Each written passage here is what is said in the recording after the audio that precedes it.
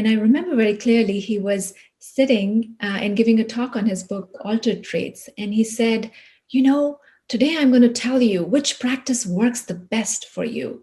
And everybody's just like looking at him with wide-eyed, like, my gosh, we're going to get the magic pill today. And we will know which practice to do to improve our mindfulness and to be more present and manage our stress. And he looks at us and he says, the one you do.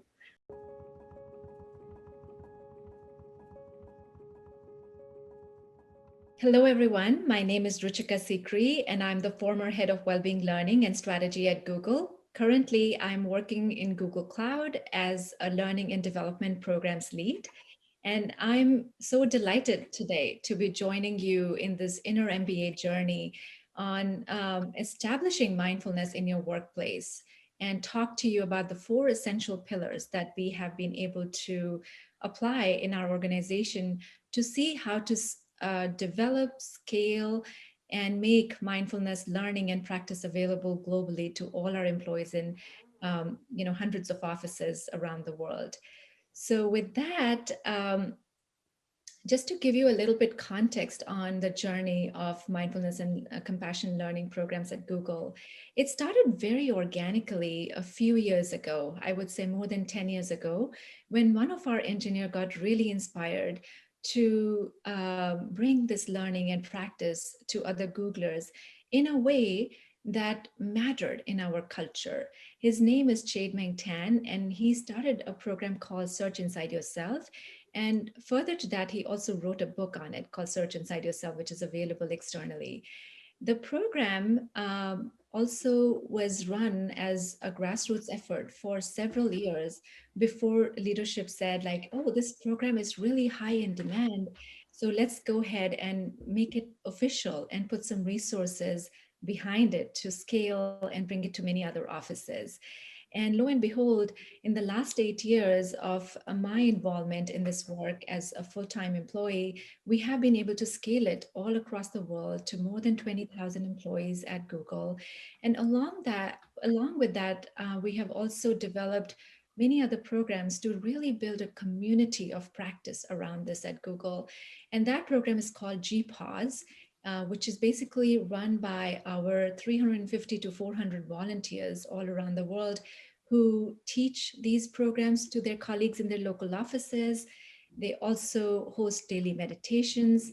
They host events and workshops and invite authors and speakers to really cultivate and keep this learning going for their colleagues wherever they are. So without further ado, I would get into, these 4 pillars that we have identified and stuck together with to bring this content and practice and ongoing community around it in our organization, and create an invitation for you to see what's resonating for you and how you may want to take some learnings or even add in and bring in your own ideas to see how you can start channeling this work in your workplaces. So I know in the last 9 months in the Inner MBA journey, you all have really reflected on this question deeply. Why is mindfulness important? Why is it important for you? Why is it important in the world? And more specifically, in the context of this conversation, why is it important in workplace? We put this slide together a while ago to see what are the possible connections of mindfulness practices in any organization, not just Google. And you may have studied, read, and got involved in many texts throughout this program, which may have told you like there are a direct application of mindfulness in how we feel, how we manage our stress, how we build our resilience. It has direct impact on how we respect each other, how we are better leaders, outstanding leaders, compassionate leaders. How do we manage and develop our work relationships? It is directly impacting our performance level. We know if we are attentive, we are focused, we are able to actually be more productive and perform better. There is direct impact of mindfulness on creativity, giving yourself permission to innovate, think big. All of that comes from the space of presence. So this is like a big list of things that, we felt mindfulness practices can enable in an organization. And you may be resonating with some of them and may not be resonating with some of the other ones. However, the invitation here is to just recognize what you have learned in this whole journey and what else is missing from this list that you would like to add to. So now we get into how. How do you bring this into workplaces? And this is where I will start talking about the four pillars that really brought this together for me as a practitioner and a learner first. And then, I kind of started using that lens to see how we can build that for our whole organization. The first pillar here is the pillar of knowledge. Over the 9 months, you have been introduced to tremendous amount of very valuable knowledge, from immunity to change to to crucial conversations, to improving our own self-awareness and self-regulation, and many other topics. And I'm sure that has created significant impact in your life, as it has on my life and other people we have brought the knowledge to in our organization. But the key part of this is the second pillar, where you could read a lot of this stuff in a book or article, but until and unless you put it into practice, it doesn't quite do a thing, right? You all probably know of Richie Davidson. He's one of the pioneers who's done a lot of research around the impact of mindfulness in many, many variant facets of our life. And he came to Google one time, and I remember very clearly he was sitting and giving a talk on his book, Altered Traits. And he said, today I'm going to tell you which practice works the best for you. And everybody is just like looking at him with wide-eyed, like, my gosh, we're going to get the magic pill today. And we will know which practice to do to improve our mindfulness and to be more present and manage our stress. And he looks at us and he says, the one you do. So just sit with that for a second. Over this 9 months or even before that, you may have actually been introduced to a lot of knowledge and done a lot of practice around it. But the key to this all is that consistency of practice that you need to continue dropping in your life, and also enable, your organization to have an avenue to practice this, not just as a formal practice, but also as a practice of the way of being. Okay, so that brings me to the third pillar, community. And as I mentioned in my introduction, that we have 350 to 400 volunteers all around the world supporting this work, supporting their colleagues to learn about it consistently and also practice it on an ongoing basis. That is a very critical pillar, and I will go more deeply into it when we get to that section. So, hold on to your thoughts right now. And last but not the least is the service. My personal experience as a practitioner has been that when I started learning about this and practicing mindfulness, yoga, compassion, loving kindness, it definitely started transforming my life and also improving my stress levels and helped me become a better person overall.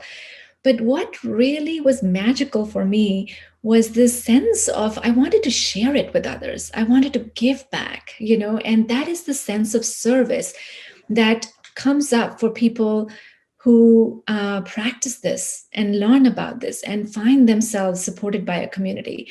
Some of you may be actually resonating with that right now, that you're eager and you're ready to actually share what you've learned here with other people in your life, because maybe this has made a positive and significant difference in your life. So let's see what does that look like, and what does it have to do with bringing it into organizations. So the first pillar, knowledge. So I'm going to go very technical about it for a second. What is knowledge? Well, it's the awareness or familiarity gained by the experience of a fact or a situation. It's, in simple terms, you're introduced to a new concept, new literature, new theory, new philosophy, and your mind just goes like, wow, how come I did not know about this for all of my living years, right? So that's the number one thing. And what do we mean when we talk about bringing more knowledge into your organizations? I remember I joined Google 15 years ago, and at that time, we didn't have a lot of avenues or formal programs that we could bring around mindfulness and compassion. But Meng and many other people who were doing this work as a very grassroots effort, we would sit in a conference room and meditate together once or twice a week. We then started bringing some speakers and authors to come and talk about the work either they were writing about or teaching about. And that really started opening up a lot of interest. Before we had a formal workshop around it, we had speakers coming in, and hundreds of people would come and listen to their talks. So here are some mediums that I would like to share if you are interested in bringing it into your organization. Workshops, where people are introduced to information. They are also introduced to some practices on how to drop it in their life and how to feel the impact of it is the best way to share knowledge. But if you don't have that, you can also do book clubs. Books are a great way to continue dropping the knowledge. And these days we have plethora of information online. It's interesting because when I actually look at my Facebook feed or Google feed or Instagram feed, because I'm so connected with people in this field now, that the only things that I see is just like bringing that transformation in my life every day. A quote from Thich Nhat Hanh, something from Sharon Salzberg, something from Tammy Simon, and that just continues to like transform and bring more knowledge in my life. And speakers, authors, and thought leaders, there is so much information available on YouTube and podcasts and videos that are also recorded. 10 years ago, we didn't have such an easy access to all of this information. So really reflecting here on how can you take one or two steps on bringing this knowledge or creating channels of knowledge into your workplace. And I also want to share that being sensitive to the openness of your organization to this knowledge and practice is also very important. And for that, what I mean is understanding the threshold of how open your organization, the people in it, are to receiving this information and knowledge. The way we approached it is from a very principled standpoint. We knew that Google is made of all engineers, and we really valued science around these practices. And so some of the things that were very important in our organization was to bring out content that's secular in nature. And why is that important? It's important because it provides a very inclusive experience. We're not attaching any spirituality or any other things to this content. And over the last 10 years, as you may have learned through this program, the science on this topic has just skyrocketed. There are just studies done day after day to prove the efficacy of these practices on our own mind, our own body, our relationship, and our impact on our society overall. So the principles that I've outlined here for you are a few that you can pay attention to, but also be sensitive to like what are the other sensitivities that are there in your organization. Secular content works great in workplaces. If there's science attached to it, which you have a ton of, is it's a proof. The proof is in the pudding, right? Like you do get that. And then meeting people where they are is very important too. And that's why, keeping the participation voluntary. And I'll give you an example of that. Sometimes like managers or leaders may reach out to you and say, hey, come on over and do a meditation or teach us about mindfulness to this group offsite that we're having this week. And, the manager may have like 50 people in their organization. 20 of them may be ready to learn this. And maybe 30 are like another 20 are okay. And the 10 are quite not ready to do that, right? So, my advice to you here would be to encourage the manager to say, like, keep this session optional. Don't make it mandatory for everybody, because there has to be certain amount of readiness for a person to come to this learning, to this knowledge, to this practice. So, that was one of the principles that was very important. We kind of stuck to it throughout our programming and community efforts. And finally, make it an inclusive experience, right? Like, what are the diversity options that you need to consider when you bring in these programs into your workplace? I'll share an example over there. Once I was teaching Search Inside Yourself, and we have this practice for mindful walking, which you may have also learned in this program or otherwise. And we had one person on wheelchair, in the program, and I quickly recognized that when we do mindful walking, we need to also give another option to the class to follow. So we position this as like one of the practice we can do for mindfulness is mindful walking and mindful movement. So, I said, here are two options. We can do mindful walking, and I gave them steps like that. And here is another option where we can do mindful movement, which is like stay seated in our chairs and move around and stretch and help our blood circulation be improved. So that's what I mean when, making it an inclusive experience matters a lot. That's what encourages or discourages people to come back to getting more knowledge and also dropping it in their life. Methods I've already covered with you in the first slide, but here it is again, offer workshops, internal. If you can't do that, encourage people to attend external workshops. There are a lot of times I'm seeing great teachers are offering free content now. So if you search on Google, you may be able to find a workshop by one of the great teachers that you have met in this program and offer it up in your organization. Host an author, thought leader, or a teacher to come in and give a talk on this topic. Usually people are very ready to do that. You can organize book and science club. You yourself can attend conferences or summits and bring back that information and keep a pulse going on this knowledge sharing. You can share free content, articles, videos, create a mailing list, create like a group on Slack if you use that, or a Google group, and share and create this culture of like everybody can share what they learned today, a video or share a podcast, and continue growing that.